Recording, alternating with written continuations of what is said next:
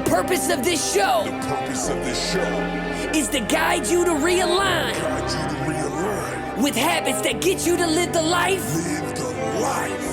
you've always dreamed of. This is the Habit-Based Lifestyle Podcast with Jesse Ewing. This is the Habit-Based Lifestyle, where you can access your full potential right now. Finally break free from destructive habits. That dream life, if you want it, you can have it. This is where you transform your health, mind, business, and relationships. Or do nothing and keep your life the way it is. But if you're ready for change, you're in the right place. This is where you're gonna learn how to live a habit-based lifestyle. You are tuning in to the Habit-Based Lifestyle Podcast with your host, Jesse Ewing. This is the Habit-Based Lifestyle. Let's go. All right, guys, I want to welcome you back to the Habit-Based Lifestyle. And today, got a very special guest. His name is Cam McDaniel. He's the co-founder of Atom Technologies. It is a bioelectric technology company that enhances recovery, increases performance, and does a lot more, which we're going to get into today. But this company is based out of Dallas, Fort Worth, Texas. Cam, I want to welcome you to the show, and thanks for being here, man. Yeah, man. Jesse, thanks for having me on. So talk to me a little bit about, just where this started, and then we'll kind of segue into where it is today. But where did Atom Technologies actually start? Yeah, so I think the best way to do this is just to kind of tell my story a little bit, or at least give you the synopsis of it. I grew up as a fourth generation coach's son. My dad's side of the family we're all coaches and teachers for the state of Texas, basically for 4 generations. And so Texas high school football was just all around me when I was growing up. So it was almost inevitable that one day Friday Night Lights would be my future. And so by the time I got to high school, I had gone through some pretty just rigorous and intentional training. Even starting back, doing some pretty more intense and intentional things, like in 4th grade, started practicing just technique for Olympic lifting, started doing speed training, in elementary school, stuff like that. And so a lot of time, energy, and effort just invested overall in a career that I kind of aspired for, which all I would say really started in high school, because in Texas, high school football is that big of a deal. Yeah. And so anyway, we were always searching out, the best protocols for recovery, the best protocols for performance enhancement, anything that was really going to help, bring a competitive edge. Obviously, a fair way. We were wanting to just explore that. Ended up playing ball pretty well in high school. Was able to have some really cool experiences. Still, high school football is my favorite, my favorite sport. I think it's the purest form of the game so far. We'll see how long it lasts. We'll see how long it lasts with all the way things are going now with all the NIL and everything. But yeah, then was fortunate enough to go on and play football at Notre Dame. My dream was to always play in the NFL. So after I got done at Notre Dame, I went on to try to pursue my dream in the league. Didn't make it in the NFL, and so ended up doing what I said I would never do, which was go play football in Canada.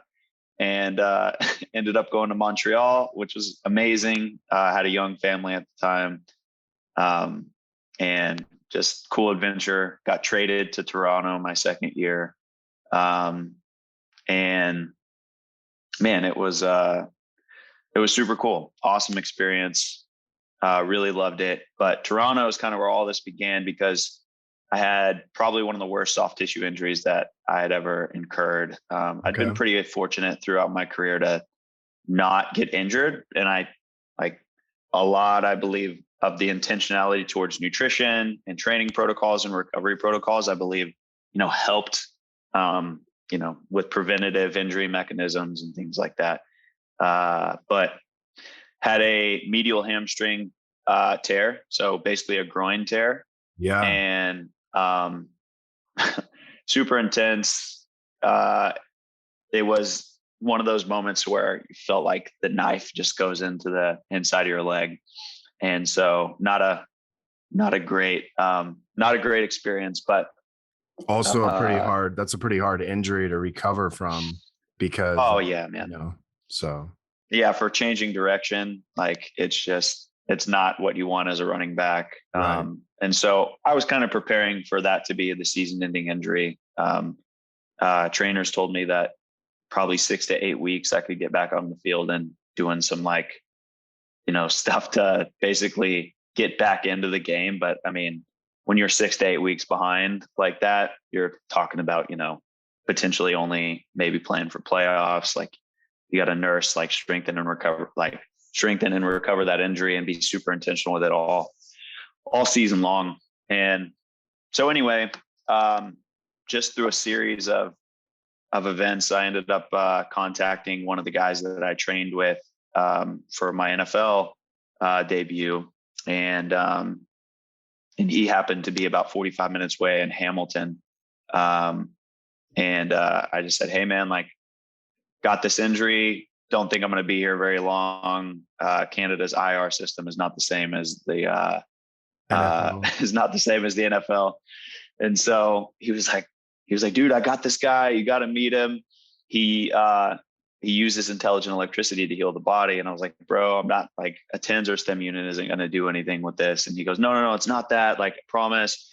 And I was like, "All right, man, like whatever, like I trust you." So, bring this guy up. And this guy ended up being, who is now my business partner. And he started using this application on me that was unlike anything that I had ever experienced before. It was intense. And he was kind of explaining to me how my body runs off of electricity. And I was getting very fascinated by this concept as he was talking, because he wasn't talking like anybody had ever heard, speak about the body. And so there was this different flow that I was discovering, and different language of talking about, force and gravity, and how all of this is, electrical. All these transactions are based off of, electricity.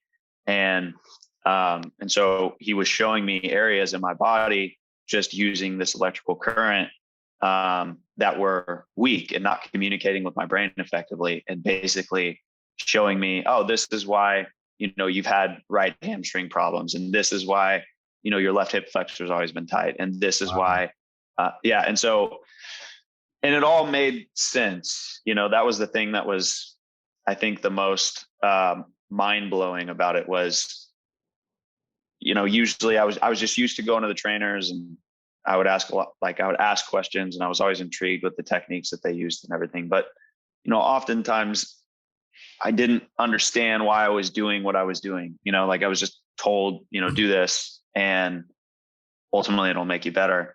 Right. And this language helped bring things full circle for me. And after working with this gentleman and the application that he was using at the time, which isn't our technology, actually, it's completely different technology. And I'll kind of get into that later, but I got back in 10 days, and was playing in our first preseason game. Wow. And then played in the second preseason game, made the team, and just couldn't believe it. Like, couldn't believe that I was able to play with confidence on a, torn groin from less than a 2-week recovery process. Wow. And so that to me was about the closest thing to a creative miracle through, healing and technology that I had ever seen. Like, I just couldn't wrap my head around the fact that I'd been to all these high level places, seen all these high level people, been around all these different professional athletes, and nobody had ever showed me anything like this before. And so that kind of opened up the Pandora's box to where now, my life revolves around energy, frequency, vibration, and the possibilities that, can happen as we embrace this concept really for not just the medical industry, but all of biology. It's really fascinating stuff. Wow. That's so cool. I mean, here's the thing is like, if you guys are listening to this, a typical groin hamstring injury that's not even, super severe, you're looking at 6-8 weeks, depending on what position you play in the NFL or in college, NFL, high level football, CFL. And then now you're talking about somebody coming back from a torn, groin hamstring injury that normally would probably end most people's season. And this guy and Cam's coming back in 10 days, which is unheard of. And then not only that, I would think, okay, well, did you get re-injured? And it sounds like you probably played through the whole year. No, that was the craziest part, man. Like I experienced things in my body that I had never experienced before. And one of them was, how after an off season, you go and you do squats for the first time and your legs are just roasted for, 3 or 4 days. Oh yeah. Well, I was experiencing this as we put current through these areas where I had, neurological deficiency, and was realizing like you get this super deep soreness. It's like really intense, right? Soreness that's different than even the squat. Like it almost feels like it's down in your bone. Yep. And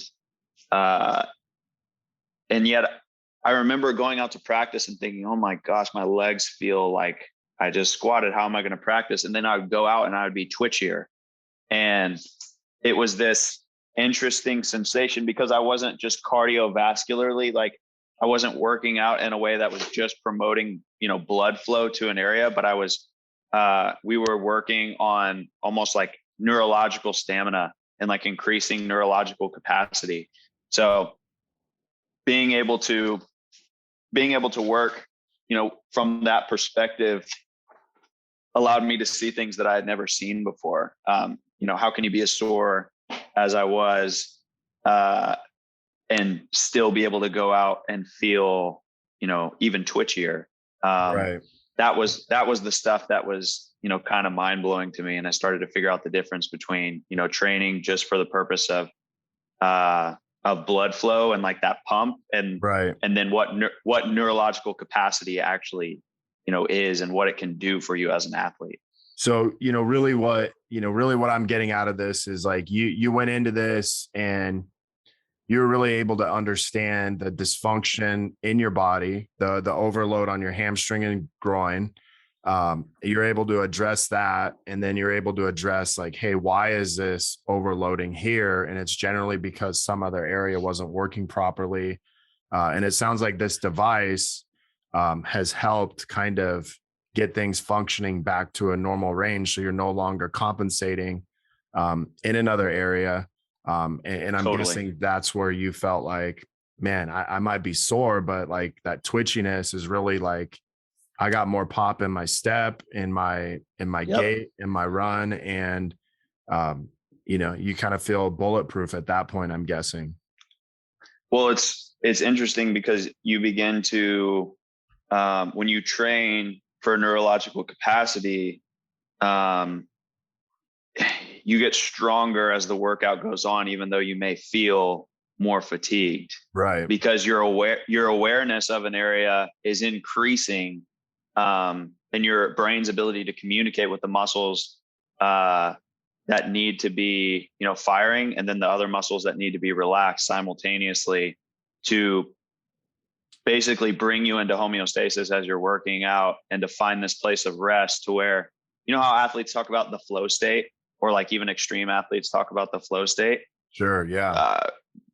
But when you utilize the technology and you're able to come into rest while on the technology and doing, some of these protocols, we're almost simulating, kind of getting into that flow state, because you got this extreme adrenaline or like an intense, almost simulated fight or flight sensation. Right. But it's all about like body awareness, basically moving in biological patterns or like creating biomechanical patterns that you can impression in order to prevent injuries or to recover from injuries. It's quite fascinating.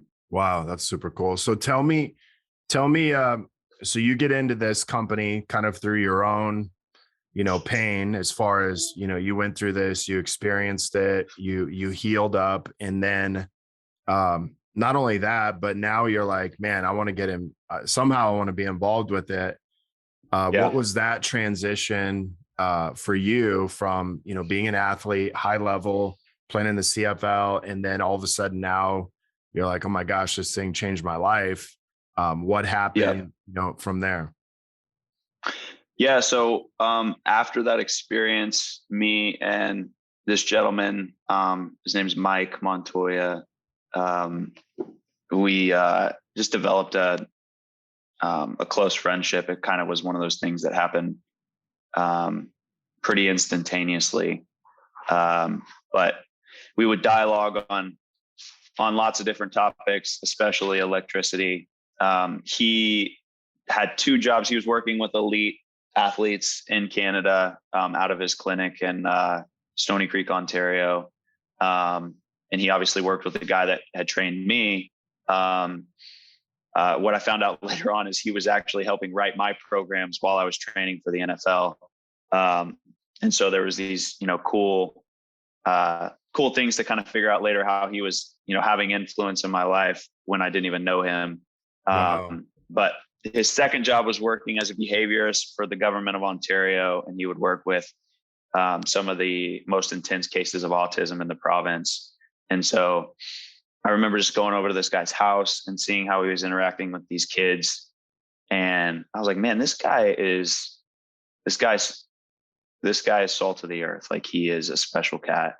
And so as things kind of progressed and I was asking more questions about, electricity overall and different applications for electricity, I found out that there was way more to the story than, just getting introduced to, a technology that really just utilized the type of electrical, current that was more compatible with, the biological entity. And so I started to figure out that we can use electricity intelligently for biology, and we can use it, not intelligently for biology. So there's some things that are compatible with our operating systems, and there's some things that,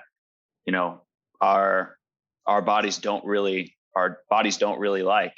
And so it's been an interesting journey, kind of understanding, almost like water. Like, if you came over to my house and you said, hey, Cam, like, can I have a glass of water? And I went over to my fish tank and I give you some water. Like, obviously that's not the type of water you're talking about. But if I go to, filtered alkalinized water, it's a completely different standard. And that's more along the lines of, what we're talking about with drinking water. Electricity is the same thing. Like, we can stick our finger in a light socket and have a really bad day. Right. I can take 100 volts of electricity and put it in a completely different frequency, and you may barely discern it, So when we start understanding how frequency changes how the mechanism of electricity is delivered into the body, it's pretty fascinating stuff. Wow. Okay. So tell me kind of like how this device was like found or discovered. And then, obviously you guys or it sounds like Mike started realizing that, hey, this actually can help with, injuries, recovery, performance, all those things. Yeah. So I started talking to him about some different electrical applications. I mean, we were going through a full spectrum of stuff. I was, asking about TENS units, STEM units, kind of what the applications that he was using with more direct pulse current stimulation.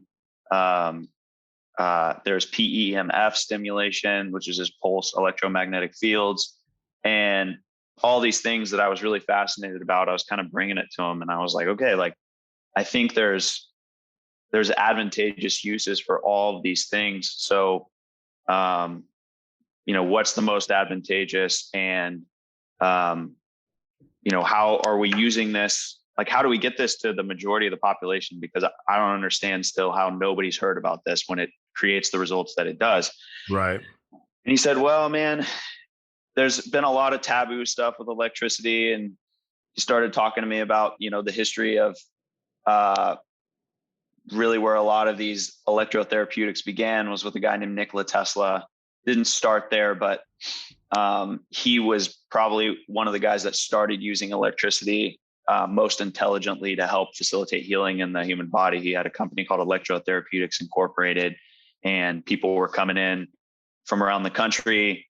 Guys like Mark Twain would go visit him and have these experiences where Nikola Tesla would put him into some of, the different electrotherapeutic products that he had created, and even sending like lightning bolt arcs and stuff like into these guys.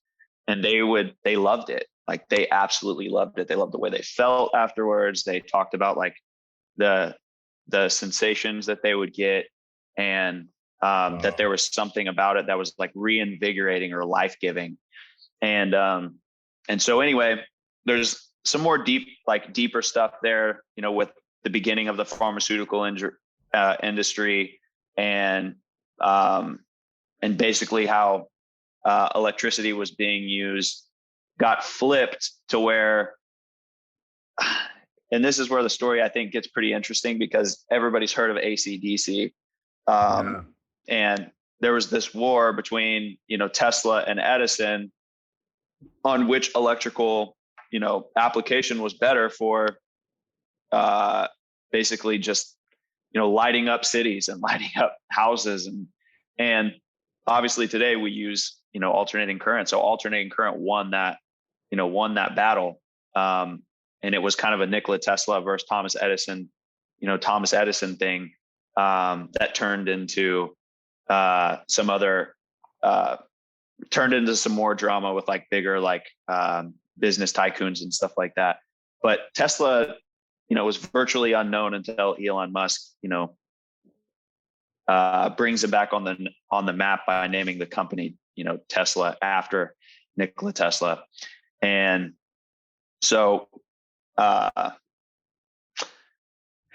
anyway, we started looking at like the main applications for electrotherapeutics in modern times, and what we found that TENS and STEM units were kind of like that standard. And so that's basically how most people understand. TENS or STEM units are kind of like what you'd see in, a lot of PT clinics today, or stuff like that. If you got injured, or, I mean, you can even buy them on the open market, but those are the things, patches, and they kind of, it's like you feel it on your skin, almost like something's kind of like a light shock or stimulation, right? And the purpose of that is to do what? Yeah, so that process or that application was created in 1973, and there's a study called gate control theory, where basically they proved that you can use a zap or a shock to block the neurological symptom of pain. So the concept is essentially we will zap this area enough to where the nervous system begins to disassociate from that area, or the brain disassociates from that region, and the pain goes away. Okay. And so there's no healing effect to that, because there's no moving of electrons when you're doing alternating current. Electrons are just moving back and forth. They're not flowing like a river. And so because of that, you can promote blood flow. But if me and you got into a fight and you hit me in the face, like, you're going to promote blood flow instantaneously, but that doesn't necessarily facilitate any sort of neurological support. In fact, that will damage neurological activity more than, support it. So, sorry, it's all good, I got man. a little one here that climbed into the. Yeah, it's all picture. good. Don't worry about it. It's better. It's adding to the effect. But yeah, so we like once I saw this stuff, I was like, okay, this is ridiculous. Like the standard for how we use electricity to heal the body should be intelligent. Like it shouldn't be just to mask the symptom of pain. Like, Yeah, so it sounds like a pain medication almost. Exactly. So there's something about our current medical system that really loves the concept of, masking pain, but not creating like any sustainable results. And so this is the main reason why we created the Atom.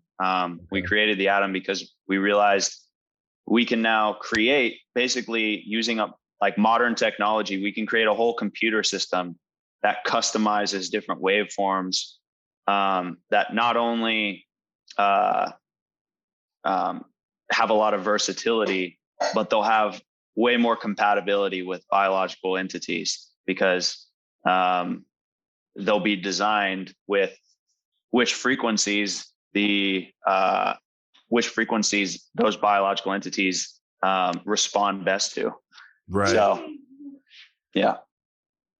So let me ask you this. So you have like kind of a TENS unit, PEMF, and then you also have, I think, what's called a new fit device. And these are comparable as far as, they use electricity, but they're not comparable as far as the results someone would get as kind of the end result. And so so I know the difference between the STEM unit, but what's the difference between the other two, or is it the same technology that they're using? Yeah, no, good question. So the application of direct pulse current is the same with, like, there's other direct pulse current applications out there. Like you mentioned, like the new fit. I haven't heard of biocharger, but there's lots of them. There's lots of it, and honestly, most of them are really great devices, and they're way better than the current standard that we have. I don't have anything negative to say about a lot of, like, there's a lot of alternative kind of electrical or bioelectric technologies that I think are great. What we've noticed with our patent and why we believe that our technology is unique is we deliver an experience with our current that is novel. So we've utilized sound waves and really using sound waves to create the vibrations necessary to push voltage through tissue in a way that's never been done. So beforehand, if you would have been using a device and you put it under an oscilloscope and you add any sort of resistance, they say maybe they're putting a particular waveform into the body, but once it actually hits the body, it becomes more like a lightning bolt. It's very arbitrary, which is fine. And you can create results that way, and you can still move electrons through the body that way. But if you maintain the integrity of the waveform, you're going to have more effectiveness pushing electrons through that area. You're going to have more effectiveness. You're going to have more effectiveness with just the overall delivery of the electricity through the body. And then finally, the main thing is the main thing that we found is just way more comfortable. Right. When I first started using, direct pulse current, which is basically it's a high voltage type of technology. So we're sending higher voltage through the body. I was sending up to, according to the machine, up to, 80 to 90 volts through the body sometimes, and in the form of a direct pulse current. And the thing is that can be pretty rough. Actually, the higher voltage, like the higher you go in voltage, the smoother it feels, because it's able to, bust through resistance with more, electrical force, more voltage. But like in those lower settings, when you're getting into it, it can be extremely uncomfortable. It can feel very intense. And so these were some of the reasons why we created our device. One, because we didn't see anything that could potentially have the versatility of what we wanted to create. And we wanted to utilize what our patent is to add to some of these electrical or bioelectric technologies that are like doing really good things, like PEMF devices, for example. We believe that like one of the things that we're working on right now is using our patent in the like for PEMF. And we believe that it's going to create a much, a completely different sensation. And there's going to be, and we're maximizing the potential of what that application, can do for people, because there's a lot of people using PEMF technologies right now that are getting great results. Right. It's just at this point, how can we maximize it? So we're in this stage basically of people like starting to gain awareness of, energy, different sort of sound resonance technologies, even more, newer modern electrical applications. But it's kind of like when computers started to come out and laptops started to come out, it became, now not, I just got to get this laptop. It's like, which laptop is the best, which laptop like serves me the best. And so we're in that phase where we're basically trying to create the most versatile laptop and create an experience that goes along with it, that helps speed people up, and help people gain an awareness of really a space where there's a major educational gap. But we believe the experience is really the like gateway to getting people to like embrace it and to open up their mind. Like people literally have, I love the Greek word metanoia. Like my background is philosophy, so I'm a terminology nerd. Okay. But the Greek term metanoia means the transformation of the mind. And there's these moments to where people like, you see in their eyes, there's this metanoia moment. There's this transformation of the mind that begins to happen. And many times after people get off the device, they experience this kind of realization of, oh my gosh, like healing is not what I thought it, like what I think it is anymore. Like we are truly stepping into something that looks more like the future. Awesome. So let me ask you this. So the purpose of this device, kind of like where you're at now, is we're talking about, helping people that are in pain, some type of physical pain. And then is this, I'll ask that first, and then, or increasing their performance. So what is the device for primarily, or what are you selling it for primarily right now, between those things? Yeah, I would say our target market right now is going to be pain management, and really like kind of trying to revamp the physical therapy space. Because if you're doing physical therapy without an application like this, it's like trying to ride, you're trying to get to Austin as fast as you can, or I'm sorry, I'm in Texas. So I'm going to use, cities in my state. So if you guys don't know the geography of Texas, I'm sorry. But essentially, Austin is 2.5 hours away from Fort Worth, where I live right now. If I'm trying to get to Austin, as fast as I can, and I only have a bike, I guess I can use my bike. It's going to take me a while to get there. If I have my Tesla, then my Tesla is going to get me there a lot faster. And if I have a helicopter, I can go even faster. And so there's different mechanisms to, get a result.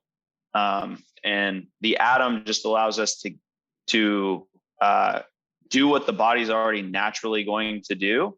And so we're taking the faculties of the body, and then we're not pushing a foreign like substance in, we're pushing a substance that the body like recognizes, and it begins to utilize to basically integrate the body's natural faculties to accelerate the natural healing process that's going to take place in a very specific area.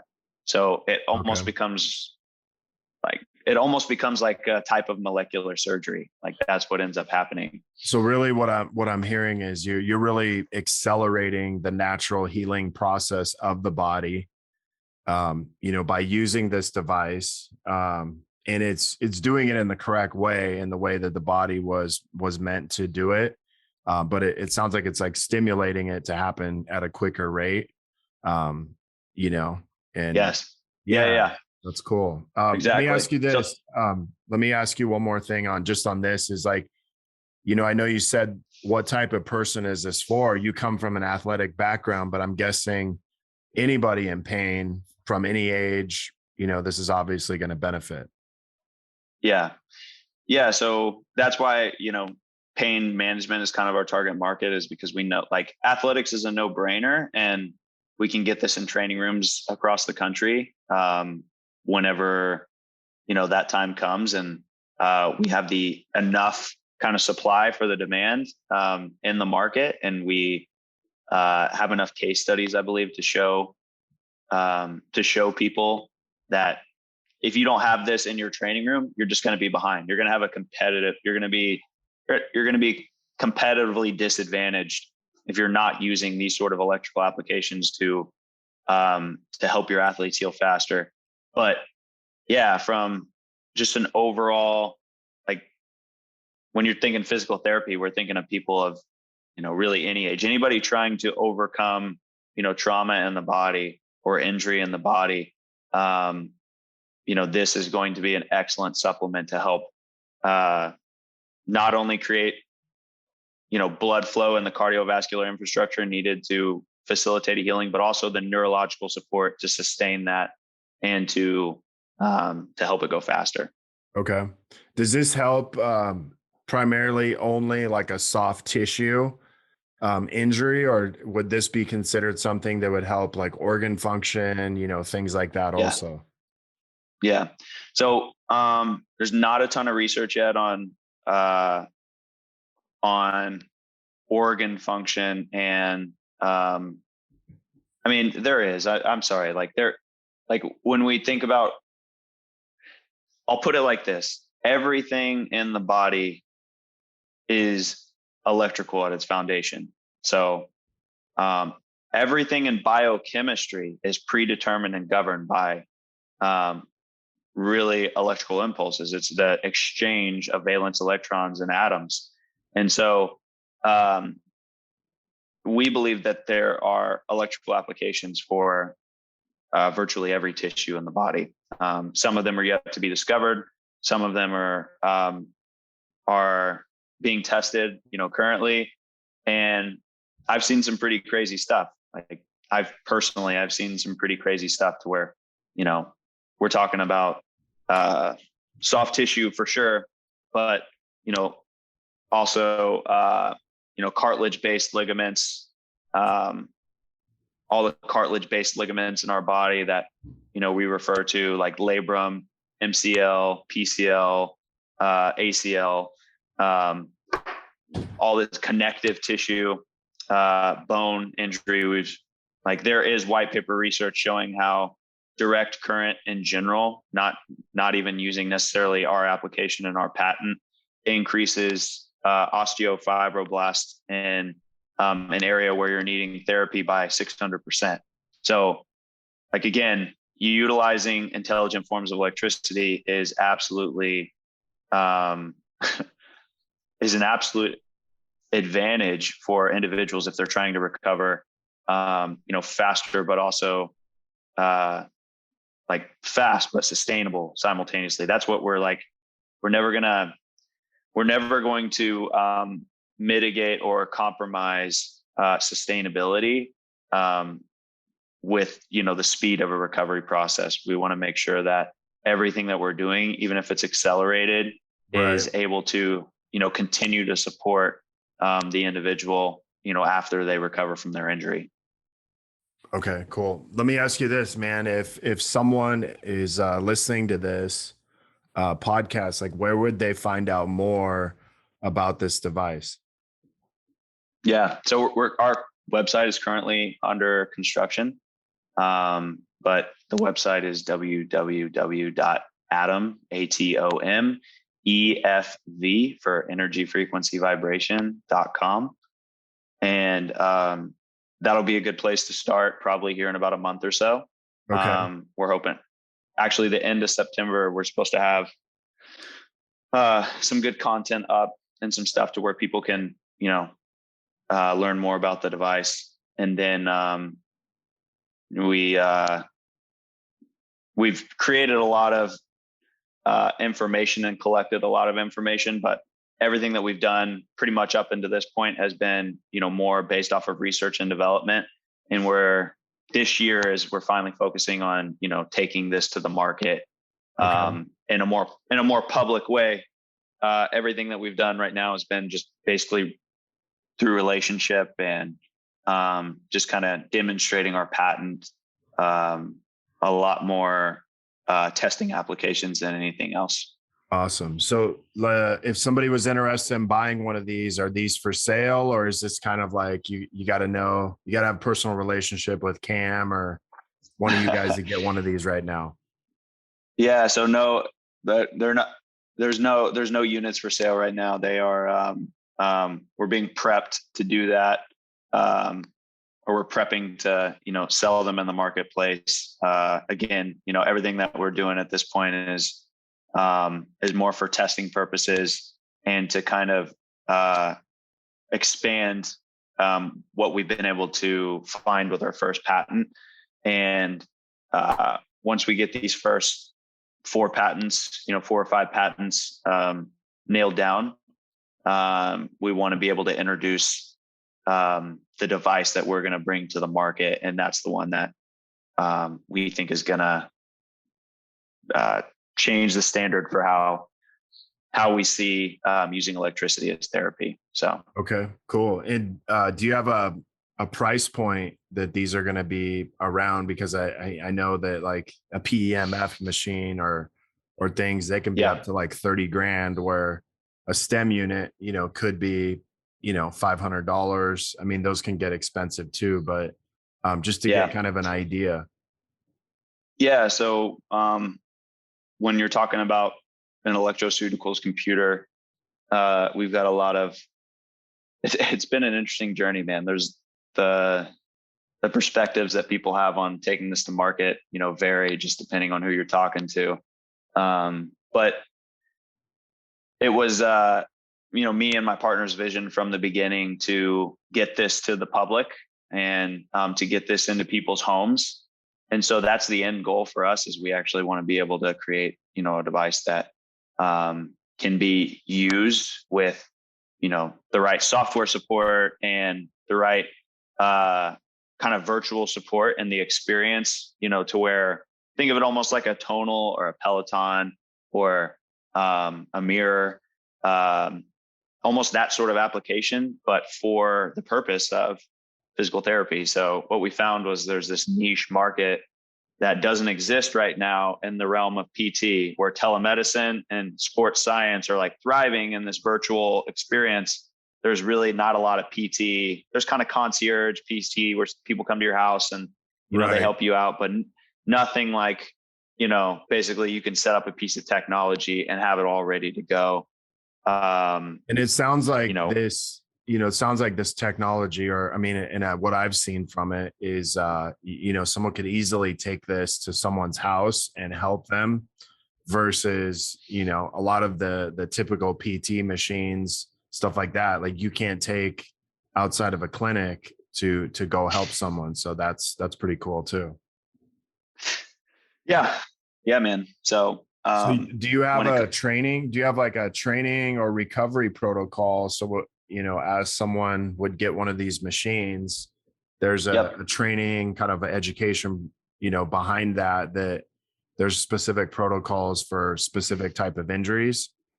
Exactly. And you can, like, what we want to do is create a software system to where people can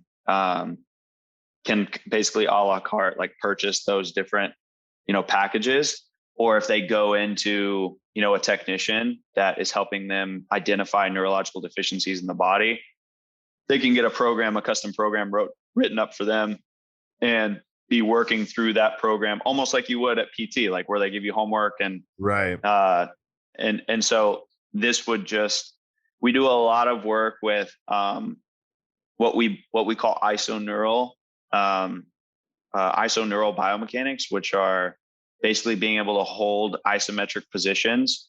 But then as the body fatigues, failing through the whole range of the movement all the way down to all the way down to the ground.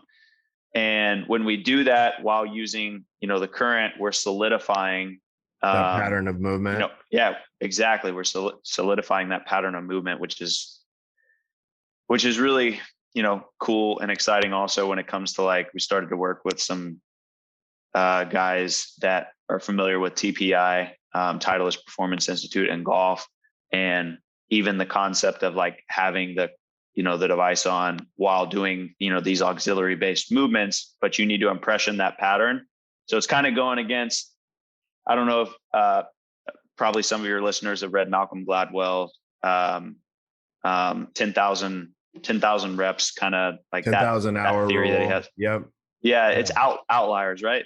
Outliers. He talks about the 10,000 hour rule. Yep. And then there's another gentleman that I read. I'm spacing on his name, but the book is called The Art of Learning. And his theory is different in that he was studying, basically these athletes that were going into extreme sports, to areas where it's life or death scenarios. And he was saying, okay, when you don't have 10,000 reps to spare, what does this look like? And how does this learning process, how does this learning process differ than, just getting repetitions? And what he found was that you can get into this place to learn and impression neurological patterns through visualization and through breathing and through being able to basically find a place of rest in the middle of crazy adrenaline, turmoil, life or death scenarios. And, people used to ask me, as I played running back, what are you thinking when you get the ball and you're running through, a pile of guys that are, 275 pounds plus, and they're all everybody's 125 pounds more than you and, a foot taller and all this stuff. And it's, you're not thinking about that. That's for sure. Yeah. You're literally not thinking about anything. I'm thinking about nothing. I am reacting at that point. I'm in and if I am thinking about something, then I'm probably going to get hurt. Because you don't want guys overanalyzing, what they need to be doing when they go in.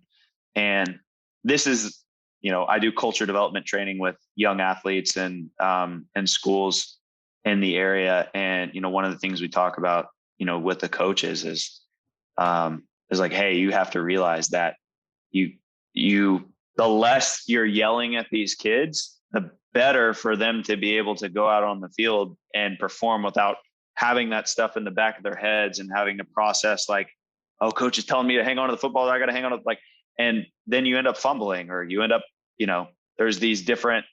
It's almost like you're solidifying the bad behavior to, it's hey, hold on to the ball. And then the next play they're fumbling. Exactly. It's a self-fulfilling prophecy based off of, the fear that you invoke, right, on your player. You're basically, for lack of a better way to put it, it's the coach, spewing their fear on the player. And I know some people would probably argue with me that's not the case, but I feel like I have a lot of experience and have seen a lot of scenarios where you never a guy knows all they have to do is hold on the ball at the end of the game. And it happens all the time to where, guys fumble or drop it or whatever.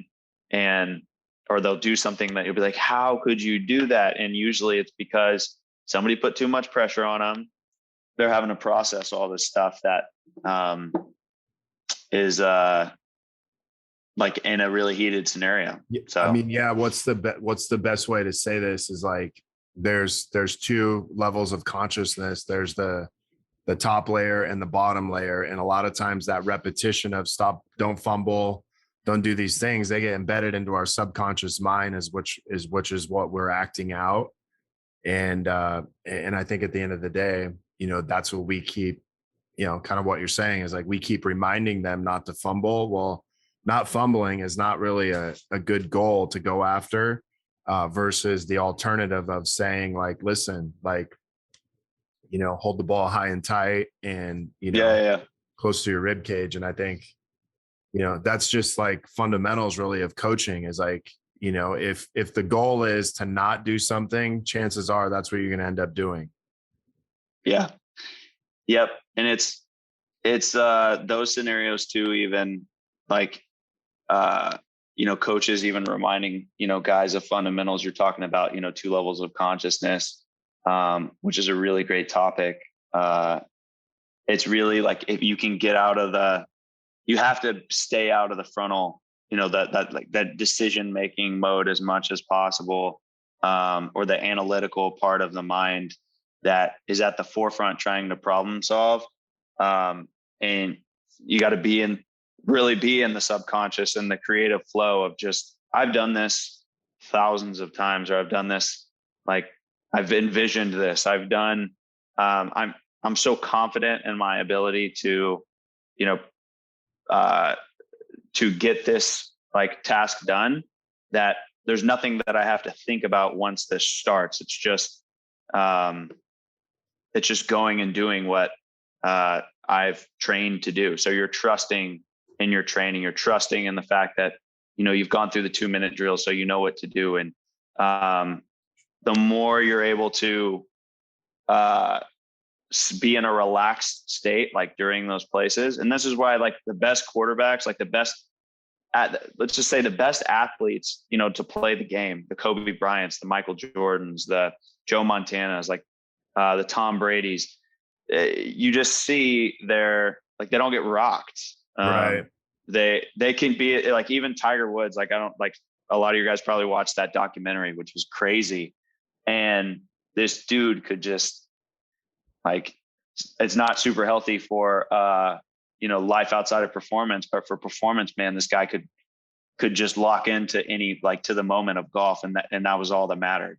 And, these guys being able to have that sort of awareness, and then the awareness of who they are to be able to do like what they got to do. Like Michael Jordan's like, at the end of the game, I'm Michael Jordan. I'm the best basketball player to ever live.